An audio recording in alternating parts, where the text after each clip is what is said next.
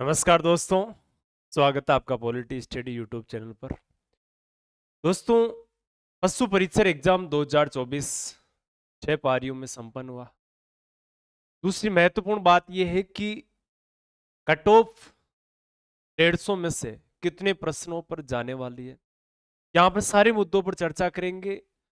जितनी उपस्थिति रही, पेपर का लेवल क्या रहा, दूसरी बात इसमें से माइनस मार्किंग क्या, स्कोर सेफ जोन क्या रहेगा, इस मुद्दे पर सारी चर्चा आज की क्लास में करने वाले हैं।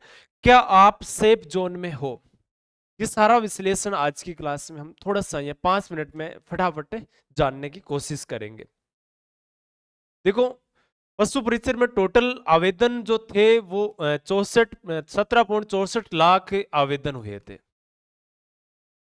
औसत अगर हम देखा जाए तो सभी पारियों में अगर देखें तो 60 से 62% औसत उपस्थिति इसमें रही थी।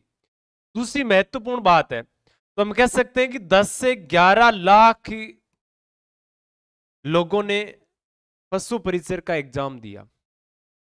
दूसरी महत्वपूर्ण बात यह कह सकते हैं कि 17 लाख में से 10 लाख लोग एग्जाम दे रहे, उसमें से भी कंपटीशन कितना है, यानी पद हमारे पास में थे लगभग 6000, और यहां से मैं अगर बात करूं तो कंपटीशन कितना, कंपटीशन इसमें रहेगा लगभग 3,50,000 से 4 लाख के मध्य ये कंपटीशन रहेगा। बाकी ऑल ओवर देखा जाए तो कुछ तैयारी करने वाले सदस्य लोग नहीं थे, बाकी अलग भर्तियों की तैयारी करने वाले इस एग्जाम में बैठ रहे थे। उम्र के हिसाब से बात करें 18 से 40 वर्ष इसमें निर्धारित थी। ठीक है, पेपर का जो लेवल रहा था वो इस प्रकार से रहा था, उसके बारे में जान लेते हैं। जीके लगभग इसमें प्रश्न थे 60 या इसके आसपास जीके के प्रश्न इसमें आ रहे थे। पशुपालन विशेष बात करें तो बहुत औसत दर्जे के 40 के लगभग प्रश्न इसमें देखने को सभी पारियों में औसत आधार पर बात करें तो इसमें, यानी ऑल ओवर देखा जाए तो जीके और पशुपालन के 100 प्रश्न इसमें से देखने को मिले आपको।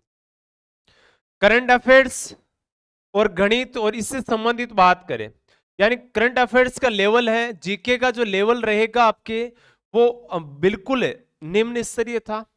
यानी इसमें योजनाएं जो वर्तमान में चल रही है, क्योंकि वर्तमान सरकार की बात करें तो काफी योजनाएं हैं, उनको नाम परिवर्तित के बारे में पूछा गया, और जो एक दो नई योजनाएं उसके बारे में इसमें आया था।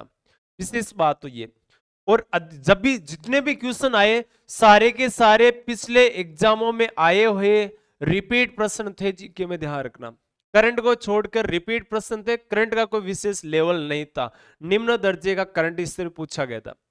पशुपालन की बात करें तो औसत से भी कम दर्जे के पशुपालन के सवाल इसमें पूछे, यानी हार्ड क्वेश्चन नहीं पूछे गए थे। करंट अफेयर्स औसत लेवल था।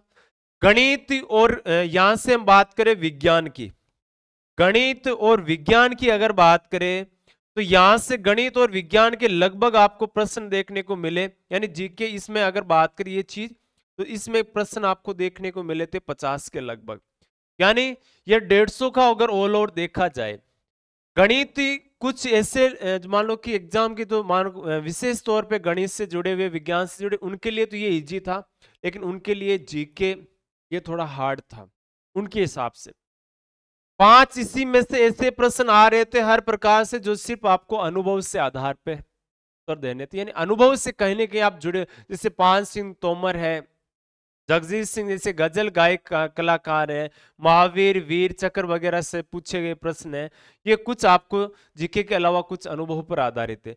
मैं यहां से करूं कि इन 100 प्रश्नों में से हर कोई इस आधार पे लगभग 85 से 90 प्रश्न जरूर कर ले, अगर ठीक ठाक अच्छा एवरेज रहे तो।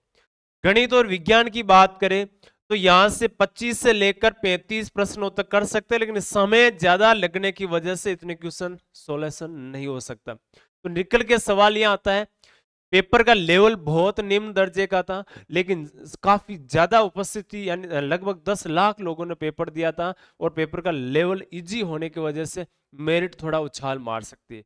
सवाल यह कि मेरे हिसाब से आपके मेरिट का आधार क्या रहेगा, उसमें मैं एक आकलन सारणी आपके लिए देखते हैं। सबसे पहली बात, जनरल की अगर मेरिट की बात करें तो 117 से लेकर 122 के मध्य रहने का अनुमान, यानी 123 के मध्य रहने का अनुमान है। ठीक है, ओबीसी की अगर हम बात करें तो ओबीसी की जो मेरिट है वो लगभग 111 से लेकर 116 के मध्य रह सकती है। ठीक है, ईडब्ल्यूएस की बात करें तो ईडब्ल्यूएस में वैसे जनसंख्या कम है और 10% आरक्षण है, इसलिए यहां पर बहुत कम थोड़ी सी मेरिट है, बाकी की बजाय कम रहने का अनुमान है। तो यहां से मेरिट रह सकते 108 से लेकर 113 या 14 के मध्य रह सकते, एक दो नंबर ऊपर नीचे हो सकते, बाकी लगभग आइडिया यही रहने वाले। दूसरी बात हमने आएगी एससी की मेरिट है, वो एससी की मेरिट रह सकती है 99 से लेकर 105 के मध्य, और एसटी की मेरिट है वो 95 से लेकर 103 के मध्य रहने का विचार लगभग अनुमान इसमें रहेगा।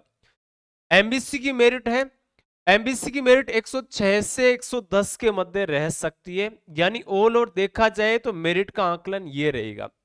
और ये जो मेरिट है इसमें से आपको 2.5 से यानी 2.50 से 3.50 परसेंटेज है या फिर नंबर है वो महिलाओं की मेरिट है वो ज्यादा रख सकती हो, 2.5 से 4 के मध्य रख सकते हो, महिलाओं की कम रह सकती है पुरुषों की बजाय।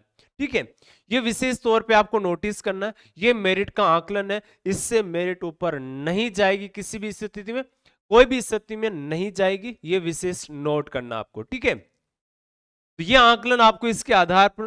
दूसरी बात यहां से मैं करूं तो आप अगर मान लो कि इतना स्कोर कर रहे हो तो आप सेफ जोन में।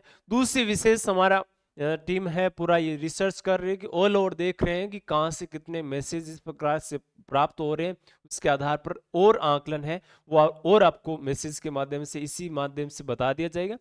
आपका स्कोर इसमें क्या रह रहा है ये आप कमेंट में जरूर करें। अगर आपने पेपर दिया है, अपने मिलने वाले दोस्तों ने पेपर दिया है तो कमेंट करके जरूर बताएं। तो आज के लिए जय हिंद, नमस्कार साथियों।